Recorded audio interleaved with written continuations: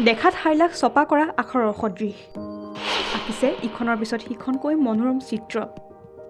নিজৰ হাতৰ আখৰেৰে সকলোৰে মন মোহিছে দিব্যাংগনাই সামাজিক মাধ্যমত চৰ্চা এতিয়া দিব্যাংগনাৰ হাতৰ আখৰৰ কথা প্ৰথমে ভালদৰে চাওক এইখিনি আখৰ প্ৰথম অৱস্থাত এইখিনি আখৰ দেখিলে সকলোৱে ভাবিব এয়া ছপা কৰা কিন্তু এয়া ছপা কৰা নহয় এই সুন্দৰ আখৰৰ অধিকাৰী হৈছে শংকৰদেৱ শিক্ষা নিকেতন গহপুৰৰ কলা শাখাৰ ছাত্ৰী দিব্যাংগনা শৰ্মাৰ নিজৰ হাতৰ আখৰৰ জৰিয়তে সম্প্ৰতি বৰ্তমান চৰ্চা লাভ কৰিছে গহপুৰৰ এইগৰাকী ছাত্ৰীয়ে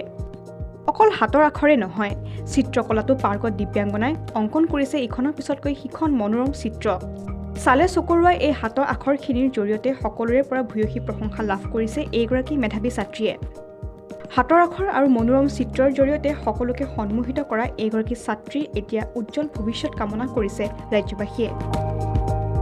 news desk report current Assam